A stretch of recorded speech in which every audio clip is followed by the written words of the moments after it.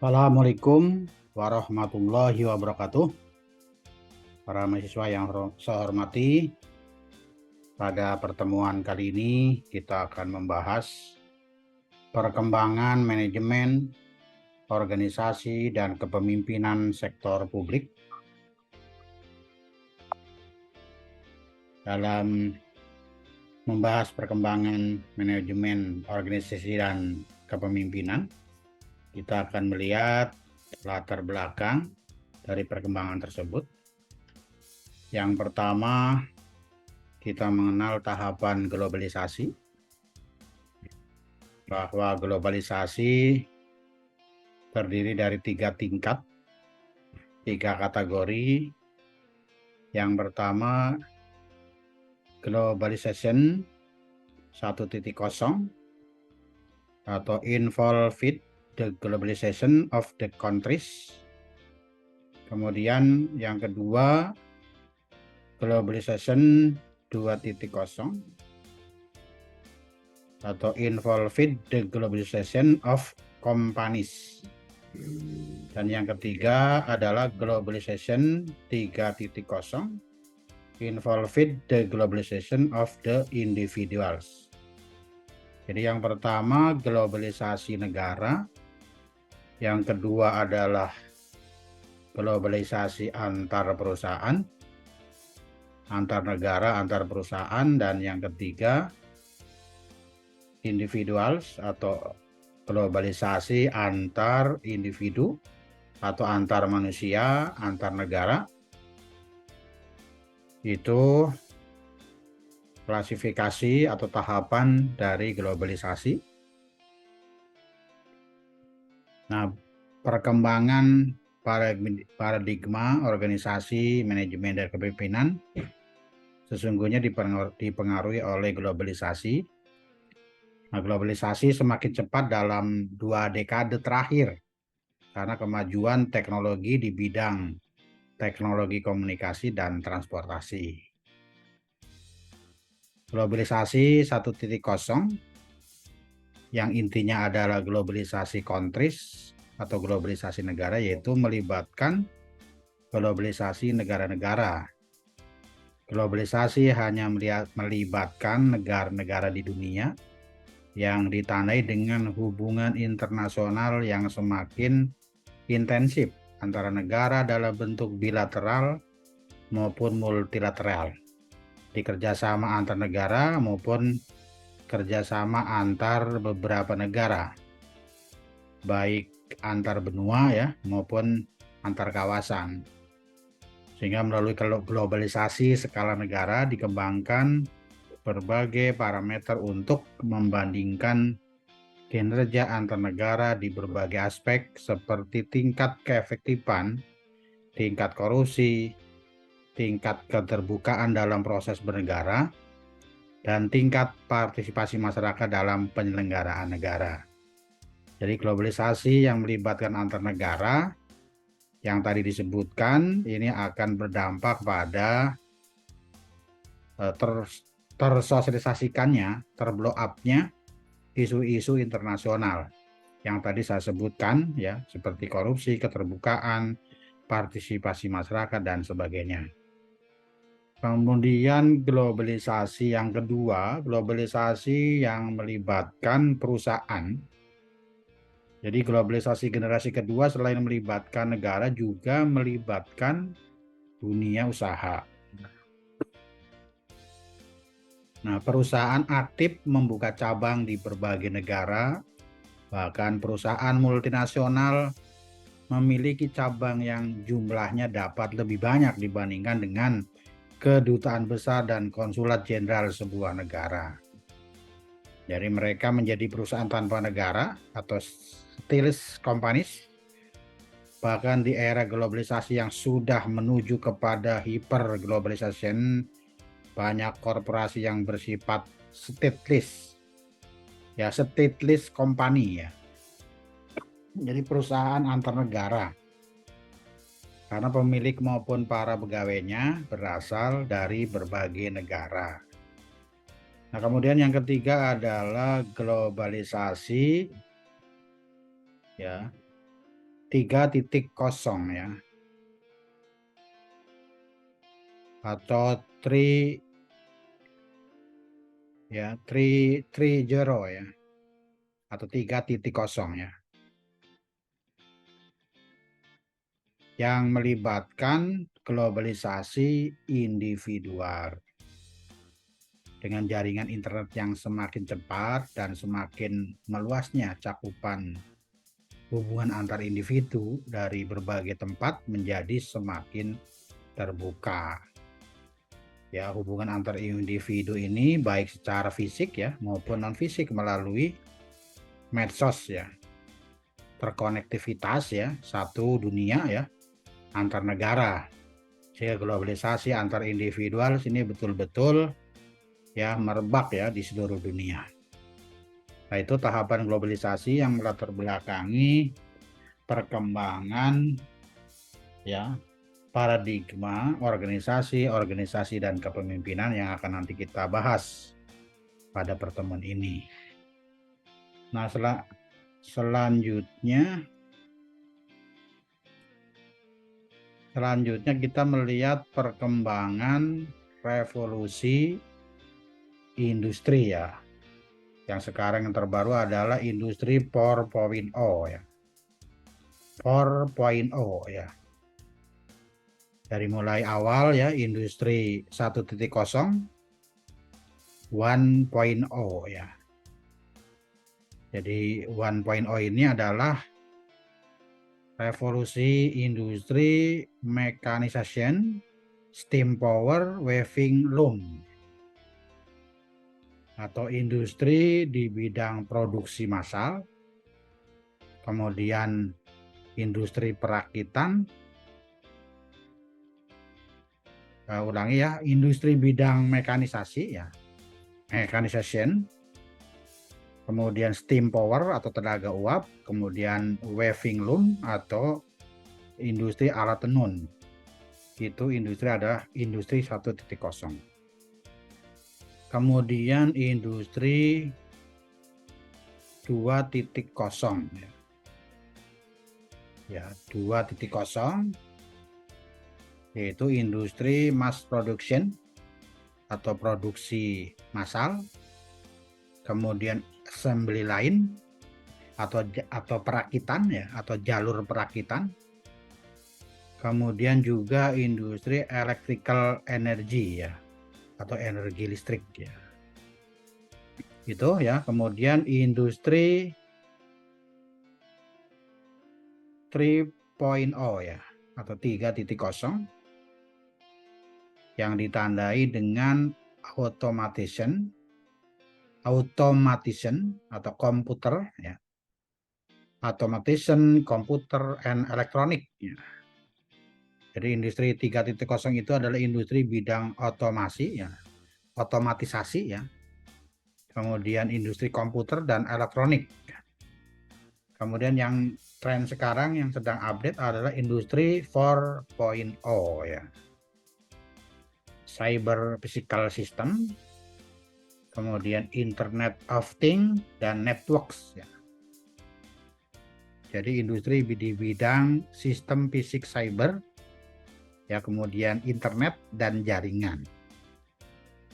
Nah, perkembangan revolusi industri ya, sebagaimana pendapat sosiolog kelahiran Hongaria Karl Mannheim ya, yang hidup tahun 1893 sampai 1947 ya.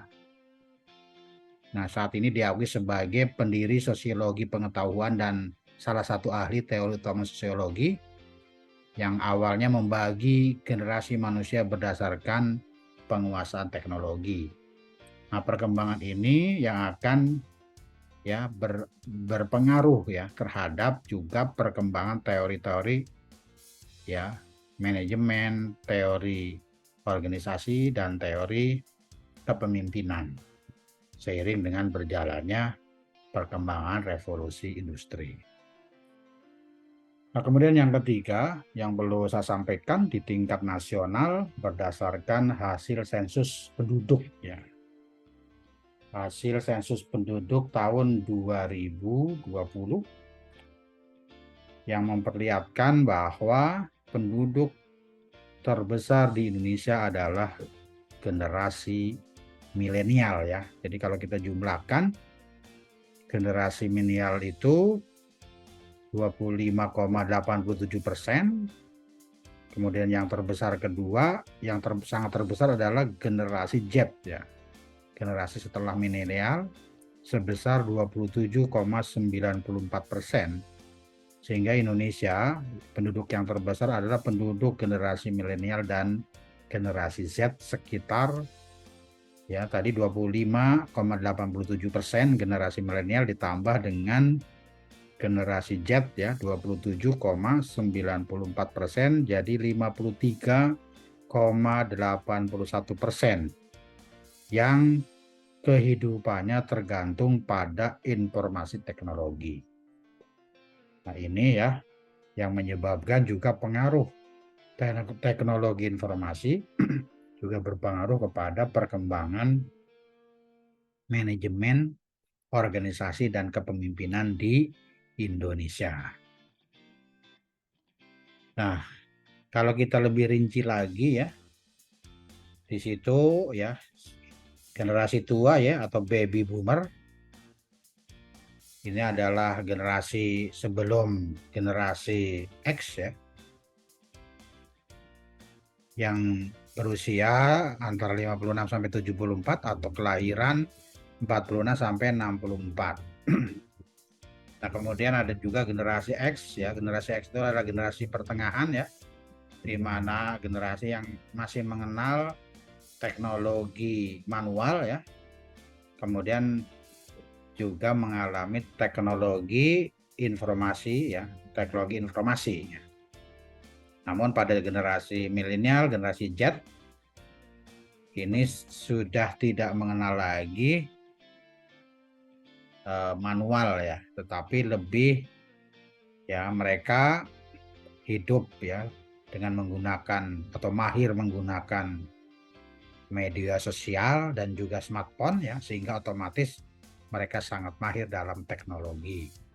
Ini yang mempengaruhi kehidupan mereka dan berorganisasi mereka dalam kehidupan ya, termasuk juga dalam kehidupan berbangsa dan bernegara.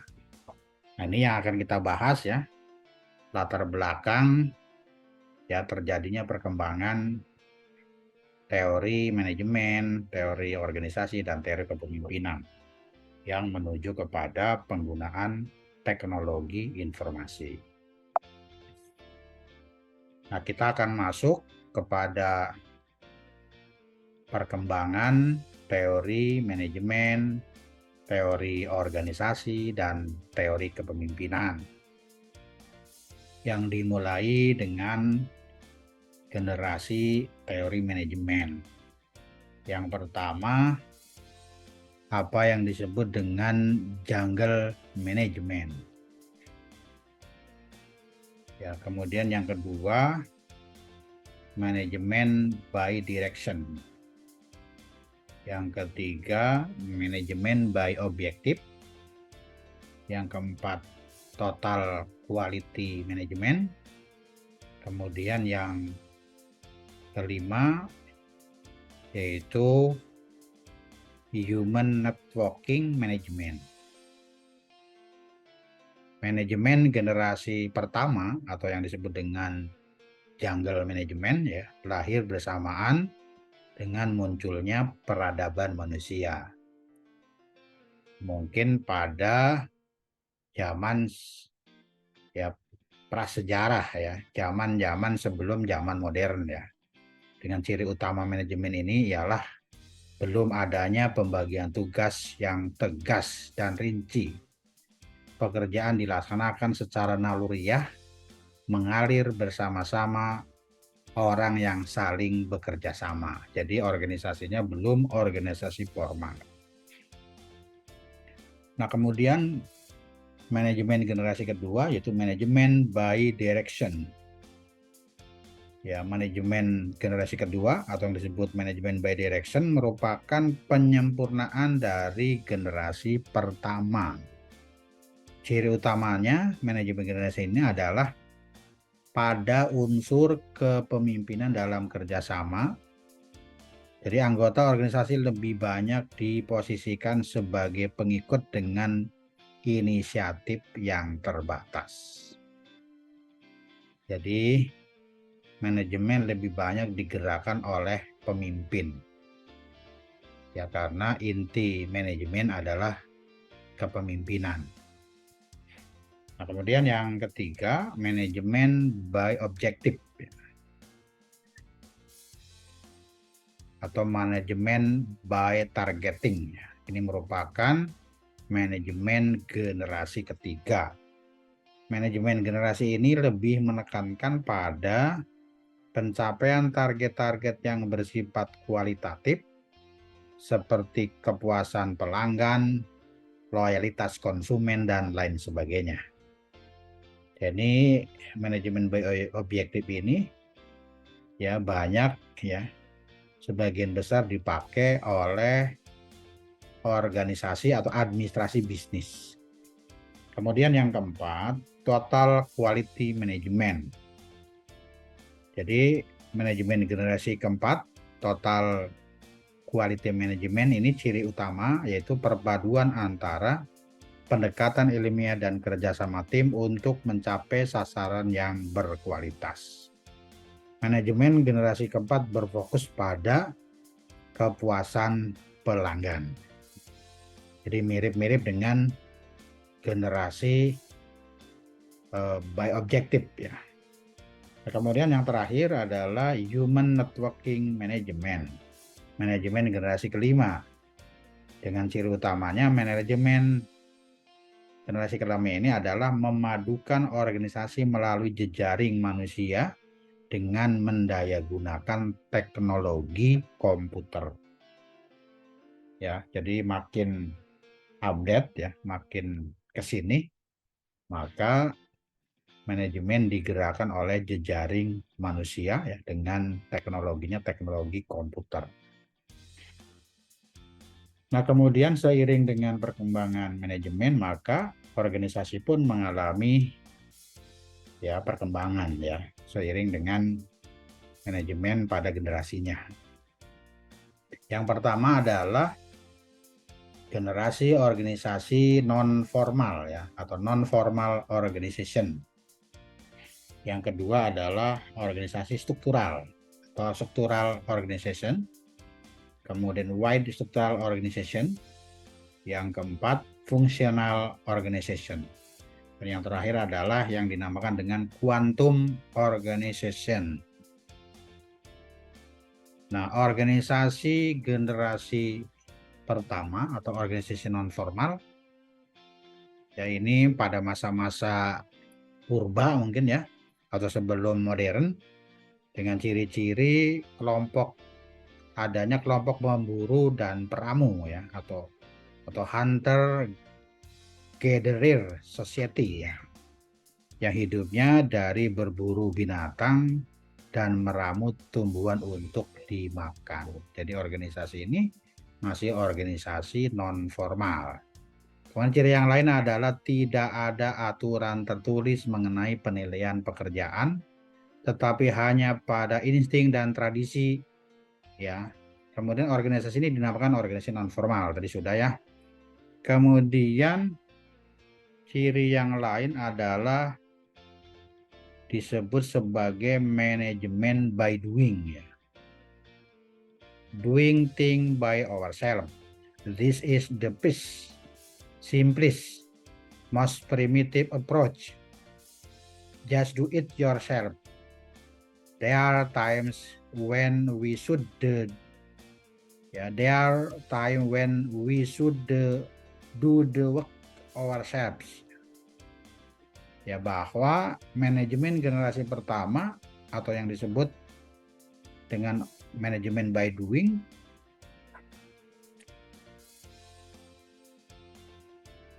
atau manajemen dengan melakukan ya atau manajemen bahasa Inggrisnya manajemen by doing atau manajemen dengan melakukan sesuatu sendiri ya.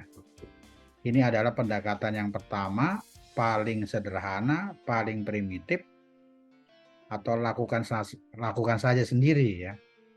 Ada kalanya kita harus melakukan pekerjaan itu sendiri. Itu adalah organisasi non formal. Nah, tetapi juga ada yang menyebut bahwa manajemen generasi pertama adalah model manajemen yang disebut dengan manajemen hutan ya, jungle manajemen. Karena pekerjaan utama anggota organisasi adalah sebagai pemburu. Itu adalah organisasi non formal. Kemudian generasi kedua adalah organisasi struktural ya, atau structural organization dengan cirinya bersifat hierarki ya, karena sudah ada pembagian tugas yang rinci dengan pimpinan organisasi memegang peran utama. Ini berarti sudah mengalami perkembangan ya, dari formal menjadi struktural. Disebut juga manajemen by directing.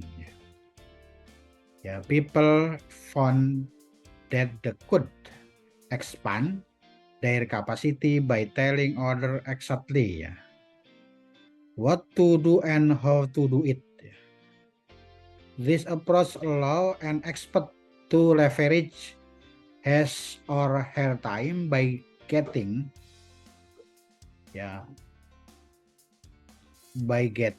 order to do some of work ya, and it maintain strict compliance to the expert standard ya. Manajemen by directing ya, manajemen dengan mengarahkan. Ya, orang-orang menemukan bahwa mereka dapat memperluas kapasitas mereka dengan memberitahu orang lain apa yang harus dilakukan dan bagaimana melakukannya. Ini adalah fungsi pemimpin ya, mengarahkan kepada orang lain agar orang lain melakukan apa yang dimaui oleh pimpinan. Ini sudah mulai masuk kepada organisasi formal ya. Nah, kemudian juga pendekatan ini memungkinkan seorang ahli untuk memanfaatkan waktunya dengan meminta orang lain melakukan suatu pekerjaan. Nah, inilah adalah ciri khas pemimpin ya, bekerja melalui orang lain. Dan pendekatan ini tetap menerapkan peraturan yang ketat ya, dengan pengadaan standar ahli. Ini sudah mulai berkembang ke arah organisasi formal. Nah, kemudian generasi ketiga adalah wide structural organization. Wide ya, lebar, organisasi lebar. Kalau tadi organisasi yang hierarkinya cukup panjang atau segitiga ya, panjang ya. Kemudian kalau wide structural organization adalah segitiga lebar ya. Dengan ciri-cirinya perlunya perubahan from macho to maestro ya, dari kekuasaan menjadi keahlian ya. Jadi seorang pimpinan organisasi tidak cukup hanya punya kewenangan atau kekuasaan, tetapi harus ahli ya, agar dapat memberikan arahan ya atau bimbingan kepada staf atau anak buahnya ya. Jadi from macho to maestro, yaitu perlunya perubahan pendekatan dari kekuasaan dan keahlian. Kemudian juga dari struktur ke fungsional ya, tapi sifatnya masih terbatas ya. Jadi kalau di Indonesia ya, sekarang sudah dua tingkat ya, di pusat maupun daerah ya. Di tingkat adalah eselon 1 sampai dengan eselon 2, di daerah hanya 2 tingkat ya, eselon 2 dan eselon 3. Nah, kemudian ciri yang lain, organisasi yang ramping atau miskin struktur kaya fungsi ya. Jadi strukturnya ramping ya, strukturnya ya tidak terlalu banyak tangga-tangga, tetapi fungsinya banyak. Yang ketiga, manajemen generasi ketiga ini adalah manajemen by result ya, atau hasil ya, manajemen dengan hasil, manajemen yang mengutamakan hasil atau output ya, atau manajemen by objective atau manajemen dengan tujuan. Nah, kemudian ciri yang terakhir adalah organisasinya dinamakan organisasi horizontal, ke kanan dan ke kiri ya. Organisasi melebar ya, beda dengan organisasi generasi kedua, ini lebih kepada vertikal, atas dan bawah. Tapi organisasi generasi ketiga ini horizontal ya, lebih melebar. Nah, itu ciri-ciri organisasi generasi ketiga. Nah, kemudian fungsional organization ya. Jadi organisasi fungsional ya. Organisasi yang diisi oleh pejabat-pejabat fungsional. Nah, kemudian yang kelima adalah quantum organization ya. Organisasi jaring ya. Itu nanti akan saya jelaskan lebih rinci ya setelah saya tayangkan tabel ini. Kemudian teori kepemimpinan yang digunakan pada setiap generasi. Pada generasi pertama masih menggunakan kepemimpinan klasik ya, di mana peran pemimpin sangat kuat ya. Kemudian pada generasi kedua pun masih menggunakan kepemimpinan klasik ya. Ya, lebih hierarkinya cukup panjang ya. Masih menggunakan kekuasaan atau kewenangan atau maco ya. Sedangkan pada generasi ketiga meskipun masih menggunakan teori kepemimpinan klasik ya, di mana peran pemimpin masih sangat kuat ya, tetapi sudah bergeser ya dari from macho to maestro ya, dari kekuasaan menjadi bergeser pemimpin yang juga sudah mempunyai pengetahuan ya. Pemimpin bukan hanya punya kewenangan, tetapi harus paham ya, memahami apa yang dilakukan oleh anak buah atau oleh bawahan. Nah, kemudian generasi keempat ini adalah kepemimpinan kontemporer atau dua inti embrional ya. Jadi dua inti embrional adalah kepemimpinan yang dominan antara pemimpin dengan yang dipimpin. Itu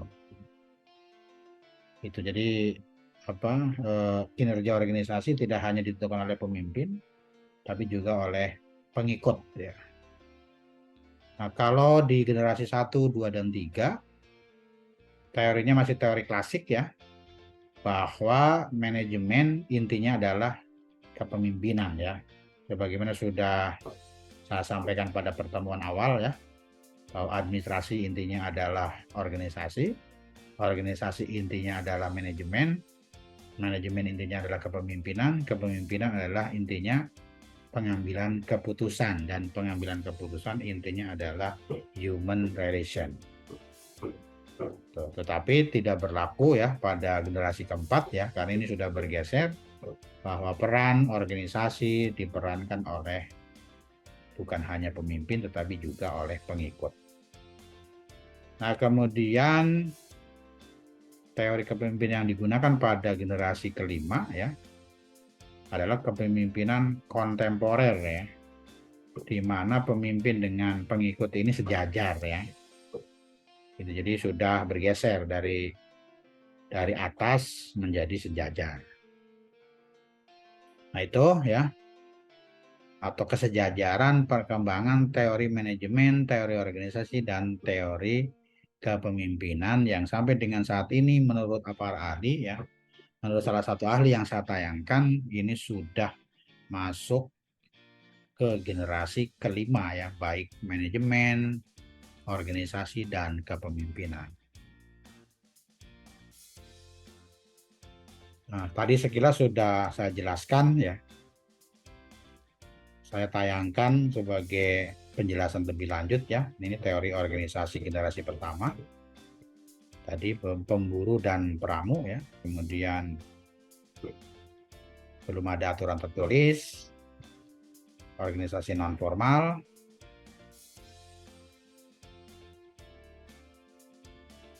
itu ya. Kemudian masih primitif tadi ya, yang sudah saya sampaikan di muka tadi, ciri-ciri organisasi generasi pertama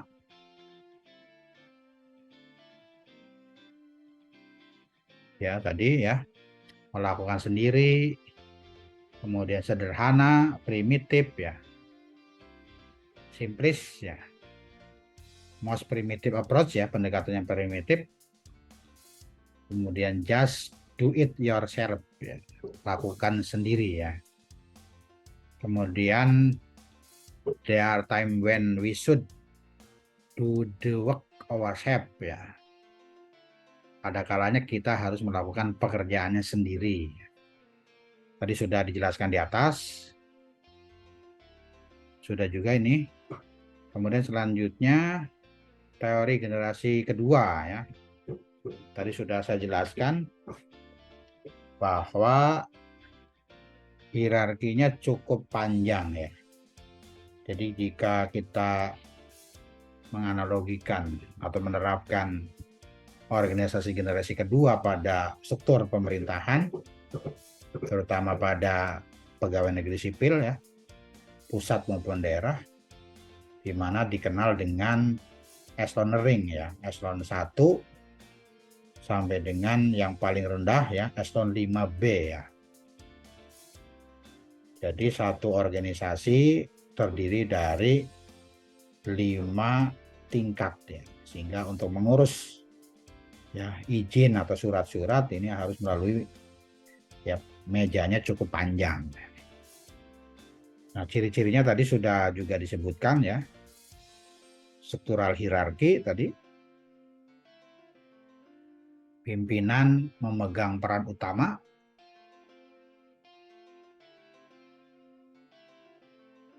manajemen by directing ya, atau manajemen lebih banyak mengarahkan. Jadi anak buah atau staf yang melaksanakan. Jadi yang aktif lebih kepada pimpinan ya. Manajemen by directing. Ini sudah saya sampaikan tadi ya, bahwa orang-orang menemukan bahwa mereka dapat memperluas kapasitas mereka dengan memberitahu orang lain ya apa yang harus dilakukan dan bagaimana melakukannya. Tadi sudah ya. Jadi di organisasi generasi kedua ini sudah terbentuk organisasi formal dengan ciri utama, dengan kekuatan utama pada pimpinan ya, dari pimpinan tertinggi secara berjenjang kepada pimpinan terbawah. Ini sudah saya jelaskan ya, pentingnya peran pemimpin dalam organisasi tadi sudah ya. Hierarki piramidal tadi sudah ya. Segitiga memanjang. Echelon ring tadi sudah. Kemudian muncul teori rentang kendali. Jadi seorang pimpinan harus berapa bawahan yang dikendalikan. Di organisasinya bertangga-tangga ya. Sehingga ya hierarkinya, tangga-tangganya cukup panjang. Nah, kemudian teori organisasi generasi ketiga tadi juga sudah disampaikan. Ini sebenarnya sekarang yang sedang digalakan oleh pemerintahan, oleh pemerintah pusat maupun daerah, di mana setiap organisasi pemerintah hanya mengenal 2 level ya. Kalau di pusat adalah eselon 1 dan eselon 2 ya. Untuk di pemerintah daerah eselon 2 dan eselon 3, meskipun masih ada beberapa organisasi perangkat daerah yang masih mempertahankan eselon 3, tapi pada dasarnya sebagian besar sudah 2 tingkat. Ini berarti sudah masuk ke organisasi generasi ketiga. Nah, kemudian organisasi generasi keempat ya. Teori organisasi generasi keempat ya, ini lebih banyak dipengaruhi oleh lingkungan internal dan eksternal dengan revolusi teknologi informasi dan komunikasi. Dengan perkembangan tadi sudah saya sampaikan adalah 4.0 ya. Jadi teknologi informasi dan komunikasi ini menjadi sarana untuk menggerakkan organisasi. Kemudian dinamakan organisasi fungsional ya. Gitu ya. Jadi kalau generasi ketiga masih ada struktural tapi hanya 2 tingkat, tetapi pada generasi keempat ini murni fungsional ya.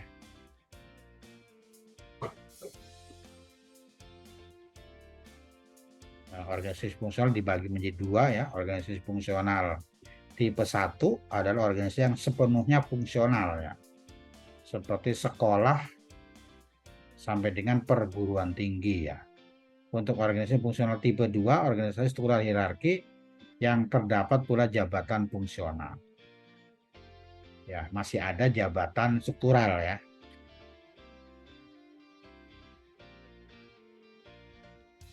Nah, ini organisasi tipe 1 dan organisasi tipe 2 ya. Jadi hanya ada kepala, sekretaris, dan jabatan fungsional. Tapi untuk tipe 2-nya ada kepala, ada sekretaris, ada kepala bidang, kemudian ada jabatan fungsional. Jadi strukturalnya masih 2 tingkat ya. Nah, di Indonesia ya sekarang tadi sudah saya sampaikan ya pemangkasan jabatan ya dari 4 tingkat menjadi 2 tingkat ya. Ini sudah saya jelaskan ya. Nah, kemudian ya dalam proses pengalihan jabatan struktural ke fungsional ya terdapat permasalahan perlu saya sampaikan di sini. Yang pertama ya, jadi sulit mengubah mindset dan kultur set ya dari pejabat ya karena latar belakang pendidikan masa kerja yang cukup lama. Yang tadinya para pejabat adalah jabatan struktural ya.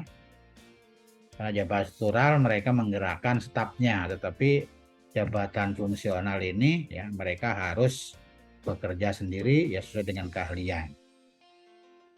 Makanya untuk mengubah mindset dan kultur set ini masih cukup sulit. Kemudian yang kedua, pada beberapa jabatan fungsional belum adanya instansi pembina, sehingga menyulitkan untuk peningkatan kompetensi. Yang ada instansi pembina mungkin jabatan-jabatan fungsional yang lama ya, seperti di pendidikan, di kesehatan, di pengawasan. Untuk jabatan-jabatan lain ya, ini masih dalam proses.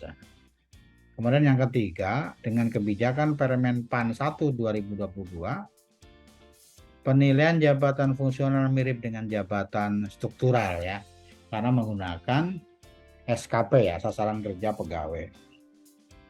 Yang keempat, pejabat struktural bekerja berdasarkan sebuah timbuk sehingga kemampuan individualnya tidak tampak.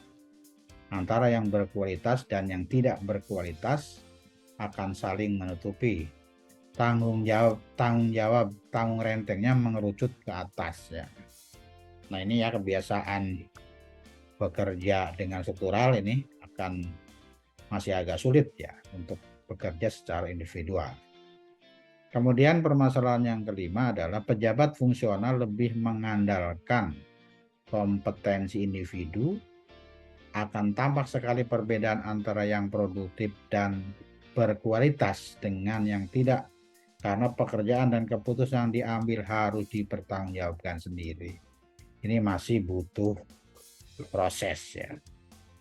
Kecuali bagi para pegawai yang dari calon pegawai negeri sipil ya, mereka langsung niatnya masuk pegawai langsung menjadi pejabat fungsional.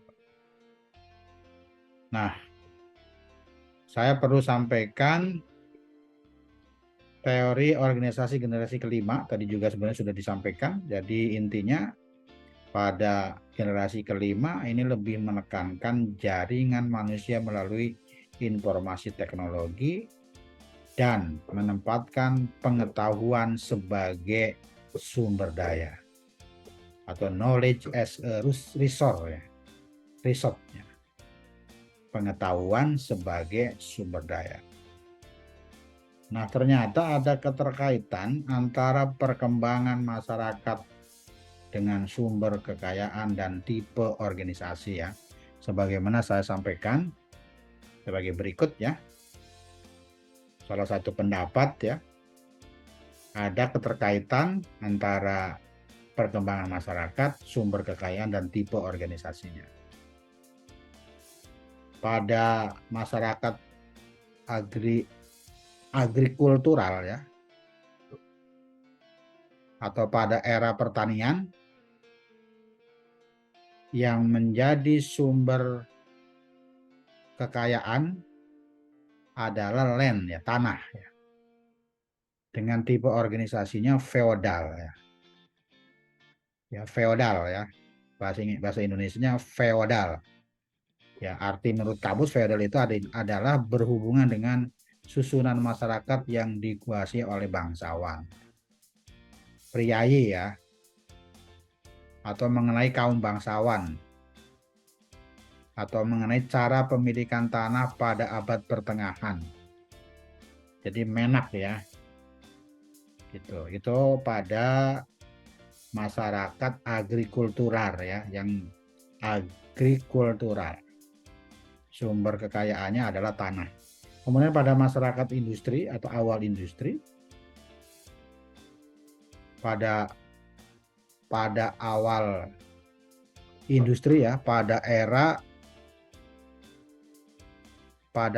awal industri ya, yang menjadi sumber kekayaan adalah tenaga kerja atau labor ya, dengan tipe organisasi kepemilikan properti ya. Properti adalah sarana prasarana ya. Kemudian pada masyarakat industri, pada era industri, sumber kekayaan berupa modal atau kapital ya. Ya, seperti uang, kemudian harta benda ya, atau barang ya. Dengan tipe organisasi pada masyarakat ini yaitu masih hierarki yang curam ya. Tadi ya, hierarki yang panjang. Kemudian pada era awal pengetahuan, pada masyarakat berpengetahuan, maka sumber kekayaan adalah pengetahuan dan dengan tipe organisasi jaringan manusia. Nah, ini juga ada bergeser di keluarga ya. Jadi orang tua yang masyarakat yang dianggap masyarakat berpengetahuan ya, mendidik ya, menyekolahkan anak itu merupakan modal ya, knowledge ya, untuk anak bisa berpengetahuan, bukan diberikan modal kapital atau tanah. Sekarang sudah bergeser. Jadi pada masyarakat knowledge ya, masyarakat berpengetahuan, sumber kekayaan adalah pendidikan. Dengan tipe organisasinya human networking. Ya, maka ya banyak juga yang tidak tertarik pada pegawai negeri sipil. Mereka lebih memilih profesinya sebagai wira swasta. Nah, ternyata pada perkembangan masyarakat itu juga seiring ya, sejajar dengan teori perkembangan manajemen, teori perkembangan organisasi, dan teori perkembangan teori kepemimpinan. Jadi masyarakat makin ke sini, makin teknologi informasi, kepemimpinan juga sudah mulai kepemimpinan yang tidak hierarki ya. Nah itu. Nah kemudian juga saya perlu juga sampaikan tabel stratifikasi dan kekuasaan ini ya. Dari masyarakat industri, pra-industri, masyarakat industri sampai post-industrial ya. Jadi resources atau sumber daya pada masyarakat pra-industri itu tanah, pada masyarakat industri itu mesin, ya.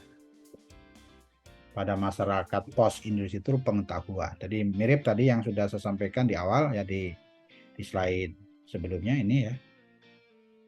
Nah kemudian sosial locus ya, atau locus seluler pembentuk ya. Kemudian businessman ya. Pada masyarakat post industri itu scientist researchman ya. Seorang ilmuwan ya. Kemudian mean of power ya. Sarana kekuasaannya direct control force ya, kekuasaan ya pada masyarakat pra-industri. Kemudian pada masyarakat industri itu pengaruh tidak langsung terhadap politik ya. Tapi pada masyarakat post-industri adanya keseimbangan kekuatan politik, teknis, waralaba, dan hak. Balance of technical political force, Francis and Reich. Keseimbangan kekuatan politik, teknis, waralaba, dan hak. Di mana pada masyarakat pos industri itu sudah ada kekuatan yang seimbang ya, antara politik dan waralaba ya, pengusaha dan hak-hak masyarakat dengan masyarakat demokratis ya. Kemudian basis kelas ya, kelas basis di masyarakat pra-industri itu property military force, jadi kekuatan militer. Kemudian pada masyarakat industri property political organization technical skill, property organisasi politik terampilan teknis. Jadi lebih banyak pengaruh kekuasaan politik.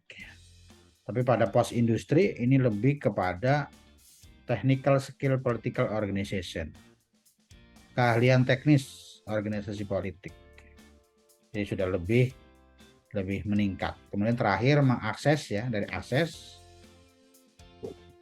inheritance seizure by armies, penyitaan warisan oleh tentara ya. Kemudian di industri inheritance patronage education, pendidikan ya, pendidikan patronage warisan, dari warisan pendidikan ya pada masyarakat industri. Tapi lebih pada masyarakat post industri education, mobilization, cooptation, kooptasi, mobilisasi pendidikan. Jadi sudah ke arah ke pengetahuan. Nah kemudian pada generasi kelima ya, dengan organisasi jejaring manusia. Di sini disebutkan ya, dijelaskan perbandingan antara Newtonian organization dengan the quantum organization ya. Jadi Newtonian itu adalah model organisasi struktural hierarki ya. Pada generasi pertama, kedua, ketiga tadi yang sudah saya sebutkan, di organisasi dengan ciri hierarkis ya. Kemudian kuantum ya, organisasi dengan jaringan ya, di mana hierarki ya sudah ya tidak terlalu lagi. Nah kemudian terdapat perbedaan ya, Newtonian dengan kuantum ya. Yang pertama, the exclusion of consciousness in the design of formal system ya. Pengecualian kesadaran dalam desain sistem formal. Jadi sistem formal system ya. Kata kuncinya formal system ya. Jadi organisasi formal ya, kaku ya. Kemudian the organization as passive job job holders following official prosedur. Organisasi sebagai pemegang pekerjaan pasif mengikuti prosedur. Jadi berbasis prosedur ya. Ya, kata kuncinya prosedur ya. Nah, kemudian yang ketiga, the wide space between passive job holders as implicitly ignored. Ya, jadi ruang kosong di antara pemegang pekerjaan pasif secara implisit diabaikan. Jadi banyak pejabat atau jabatan yang tidak mempunyai pekerjaan, tidak mempunyai kegiatan ya, atau ruang kosong ya. Yang adanya jabatan yang tidak ada kegiatan tetapi dibiarkan atau diabaikan. Kemudian yang keempat, the unconscious administration of rigidly ya, structure organization ya, rigidnya. Administrasi yang tidak disadari dari suatu organisasi struktur secara kaku ya. Dia terlalu rigid ya. Karena berisi pejabat-pejabat struktural ya. Nah, kemudian the external control of passive job holders. Ya, jadi kontrol eksternal terhadap pemegang pekerjaan pasif. Jadi tidak ada kontrol dari masyarakat ya. Jadi organisasinya tertutup ya pada organisasi Newtonian. Kemudian the enforced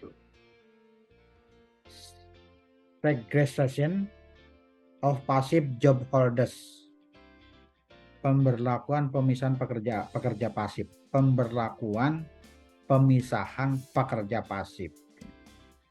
Jadi punya jabatan tetapi tidak aktif ya. Atau mencari aman ya. Dalam zona aman ya. Comfort zone ya. Comfort zone atau zona aman. Nah, kemudian the eventual self-destruction of a rigidly structured organization. Penghancuran diri sendiri pada organisasi yang terstruktur secara kaku ya. Ya, pada hakikatnya organisasi itu hancur ya. Karena strukturnya adalah struktur yang sangat kaku. Nah, sehingga organisasi itu tidak dapat melaksanakan atau mencapai kinerjanya ya. Dan bersifat rutinitas. Nah, itu ciri-ciri atau perbedaan atau ciri-ciri Newtonian ya. Kemudian kita akan melihat organisasi terkini ya, namanya organisasi The Quantum Organization. Ya, yang pertama, the inclusion of consciousness in self-designing system. Dimasukkannya kesadaran ke dalam sistem yang dirancang sendiri. Ya, jadi aktifnya para anggota ya, anggota organisasi ya, dengan kesadaran sendiri ya. Nanti akan saya lebih jelaskan di bawah ya. Yang kedua, organization as conscious pertopan actively involved in self-designing process. Organisasi sebagai partisipan yang sadar terlibat aktif dalam proses perancangan diri. Jadi aktif, organisasi yang anggotanya aktif karena ada partisipasi dari anggota. Kemudian cross boundary processes as explicitly address and infuse wide information. Ya, proses lintas batas secara eksplisit ditangani dan diisi dengan informasi. Jadi organisasi ini sudah dibentuk ya tim-tim ya dengan gabungan lintas batas struktur begitu ya. Itu kemudian yang keempat, the conscious self management flexible designer organization. Organisasi yang fleksibel ya. Organisasi yang dirancang secara fleksibel. Fleksibel itu mudah dirubah. Komposisinya mudah dirubah sesuai dengan situasi dan kondisi. Karena organisasi ini sudah merupakan organisasi fungsional. Strukturnya hanya di kepala dan sekretaris atau paling tidak pada level bidang ya. Di bawahnya adalah semua adalah orang-orang fungsional yang mudah digerakkan. Kemudian yang kelima, the internal commitment of active participant. Yang kelima ya, komitmen internal peserta aktif. Yang keenam, the empowered ya, relation among active participant. Hubungan yang diberdayakan di antara peserta aktif. Jadi anggotanya diberdayakan ya, tidak menunggu perintah. Kemudian yang ketujuh, the internal self transformation of flexibly design organization. Flexibly ya. Ya, jadi transformasi diri abadi ya, transformasi diri abadi dari organisasi yang dirancang secara fleksibel. Ya, fleksibel itu ya sewaktu-waktu bisa disesuaikan dengan kondisi. Ya, itu karena organisasinya fungsional. Beda dengan organisasi struktural ya. Jadi organisasi struktural itu ya untuk memutasi pejabat pun itu harus menunggu ya mutasi ya, masa mutasi ya, waktu mutasi secara bersama-sama. Tetapi dengan organisasi kuantum ya, maka atau organisasi fungsional, maka setiap pegawai bisa dirotasi sewaktu-waktu oleh atasan langsungnya. Nah itu Bapak Ibu para mahasiswa yang perlu saya sampaikan. Nah kemudian prinsip-prinsip organisasi kuantum. Yang pertama, organisasi kuantum itu era berbasis keahlian ya, dari era struktural hierarki. Ya, jadi organisasinya ya sudah ke arah keahlian ya. Jadi pengendalian kekuasaan sudah berakhir ya. Jadi struktural itu meskipun pimpinan tidak bisa apa-apa, tetapi berhak untuk memerintah anggotanya. Tapi berbeda dengan organisasi fungsional ya, keahlian, maka pimpinan harus juga memahami atau pengetahuannya ya harus di atas fungsional ya, anggota.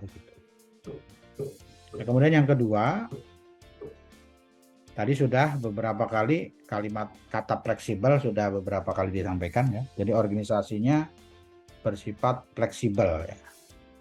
Pola organisasi yang serba seragam dan kaku ya seperti organisasi struktural ya, struktural pada generasi pertama, kedua dan ketiga ya. Sudah saatnya diganti dengan pola organisasi yang fleksibel sesuai situasi dan kondisi yang berubah sangat dinamis. Yang ketiga, mendorong partisipasi aktif semua anggota organisasi dalam mencapai tujuan organisasi ya. Karena setiap pegawai ya dibuat target ya, target kinerja ya. Ada indikator kinerja individu ya. Atau sasaran kerja pegawai itu adalah alat untuk agar anggota organisasi berpartisipasi aktif dalam mencapai tujuan organisasi. Jadi kinerja individu secara kolektif menjadi kinerja organisasi. Kemudian membuka peluang untuk melakukan perubahan. Jadi membuka peluang untuk senantiasa melakukan perubahan Pola manajemen diikuti dengan perubahan organisasi atau bagian organisasi. Fleksibel ya. Kemudian terakhir komitmen politik untuk melakukan perubahan. Nah, ini juga dibutuhkan komitmen politik ya untuk melakukan perubahan ya dengan cara membuat ya peraturan struktur organisasi tata kerja cukup pada eksekutif ya. Jadi undang-undang atau perda ya peraturan daerah cukup menetapkan nama-nama organisasi perangkat daerah ya kalau di daerah. Nah, struktur organisasi ditetapkan melalui peraturan kepala daerah. Sehingga apabila sewaktu-waktu ingin merubah atau mengurangi maupun menambah bidang ya, maka cukup melalui peraturan kepala daerah, tidak harus melalui peraturan daerah. Itu butuh komitmen politik ya, kelegowoan dari para politisi ya, agar regulasinya dibuat fleksibel ya, hanya merupakan pedoman umum saja. Urusan menambah mengurangi jumlah pejabat struktural ya itu merupakan ranah internal eksekutif. Nah, itu prinsip organisasi kuantum. Kemudian hambatan menuju organisasi kuantum ya. Yang pertama adalah hambatan peraturan perundang-undangan. Ini yang harus mulai segera dirubah agar organisasinya lebih fleksibel ya. Kebijakan mutasi promosi ya sudah harus diserahkan kepada pimpinan langsung ya, bukan menunggu pimpinan yang tingkat atas begitu, hingga sewaktu-waktu mudah digerakkan. Sepertinya sudah terjadi pada organisasi perangkat daerah yang sudah mengangkat pejabat fungsional. Jadi pejabat fungsional sewaktu-waktu bisa digerakkan. Kemudian yang kedua, individual aparatur dalam birokrasi. Ini hambatan individual ya, terutama kultur dari birokrasi yang enggan berubah. Kemudian juga masyarakat yang tidak peduli ya apa yang terjadi dalam tubuh birokrasi ya. Kemudian yang terakhir, politisi yang tidak mengutamakan kepentingan masyarakat. Nah, itu ya hambatan bagaimana menuju organisasi kuantum. Nah, wujud organisasi kuantum ya, ini adalah organisasi jaringan ya. Organisasi yang tanpa organisasi struktural ya. Jadi organisasi fungsional murni ya. Itu. Nah, ini ada tambahan penjelasan ya, teori organisasi generasi kelima ya. Atau yang disebut dengan new organization, dengan organisasi baru ya. Knowledge based and essentially self-directing ya, dari work is done, dari bekerja di departemen atau function akan berubah menjadi will be carried out by many ad hoc task focus team ya. Jadi ya dari basis pengetahuan pada dasarnya mengarahkan pada diri sendiri dari pekerjaan yang dilakukan di departemen atau fungsi akan berubah menjadi dilakukan oleh banyak tim ya. Dari pekerjaan yang dikerjakan oleh struktural atau departemen ya menjadi dikerjakan oleh tim ya. Itu maksudnya begitu. Nah, kemudian 4 tantangan menjadi information based organization ya. Yang pertama adalah developing reward, recognition and career opportunity for specialists. Ya, mengembangkan penghargaan, pengakuan dan peluang karir bagi spesialis. Jadi adanya penghargaan. Kemudian yang kedua adalah creating a unified vision in an organization of specialists. Itu yang kedua. Mengembangkan, menciptakan kesatuan visi dalam organisasi spesialis. Kemudian devising the management structure for an organization of task force. Menyusun struktur manajemen organisasi gugus tugas ya. Jadi adanya gugus tugas ya. Karena semua fungsional, jadi untuk melaksanakan kegiatan dibuat gugus tugas atau an organization of task force ya. Force ya. Atau gugus tugas. Nah, kemudian ensuring the supply, preparation and testing of top management people. Memastikan penyediaan, persiapan dan pengujian orang-orang manajemen puncak untuk mempersiapkan ya orang-orang yang akan didudukan menjadi pejabat puncak.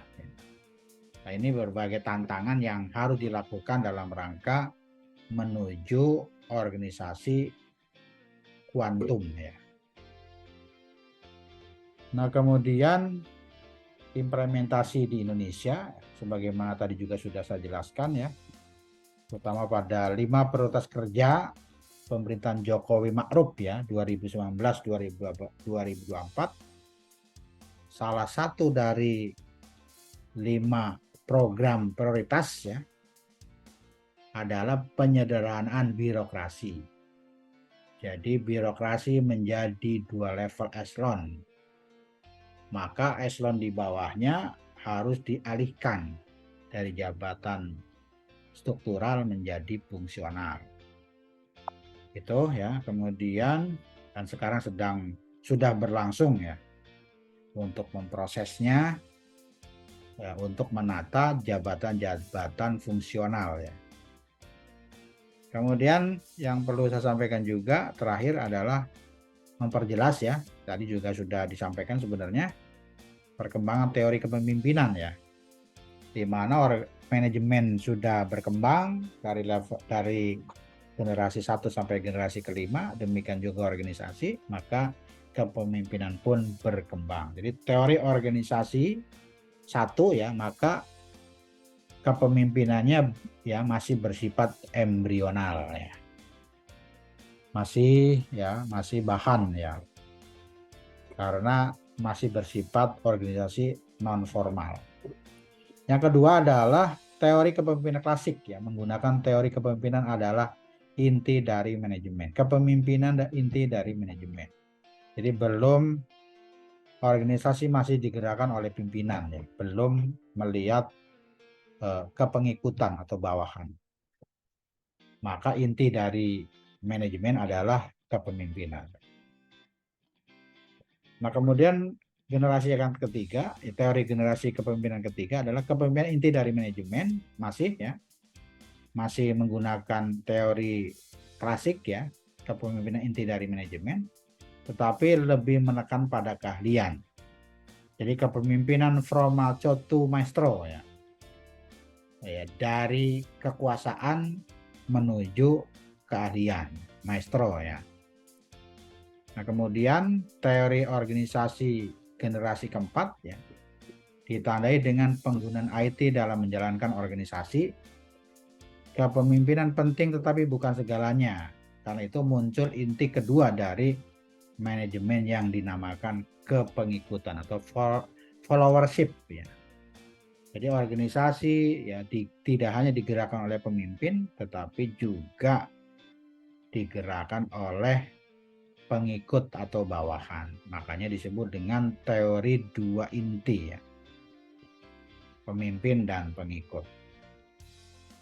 Nah, kemudian pada teori organisasi generasi kelima ya, maka teori kepemimpinannya jadi kepemimpinan dengan menggunakan informasi teknologi dalam aktivitas organisasi yang sangat masif, terutama pada organisasi yang berbisnis berbasis bidang IT dan turunannya. Hubungan atasan dengan bawahan menjadi lebih egaliter, tidak lagi bersifat hierarki, melainkan heterarkis atau non hierarki ya. Makanya sekarang terasa ya hubungan antara pemimpin dengan yang dipimpin ini tidak terlalu hierarki, bukan atasan dan bawahan, tetapi sebagai mitra kerja.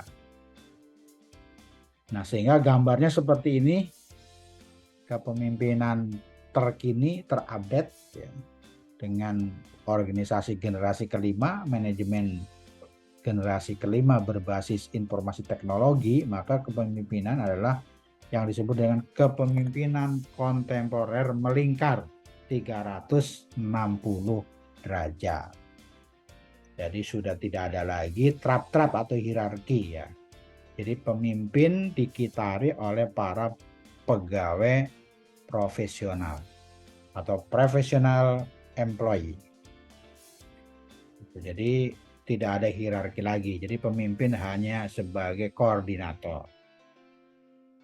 Ya, saya kira itu beberapa hal yang perlu saya sampaikan. Terima kasih. Assalamualaikum warahmatullahi wabarakatuh.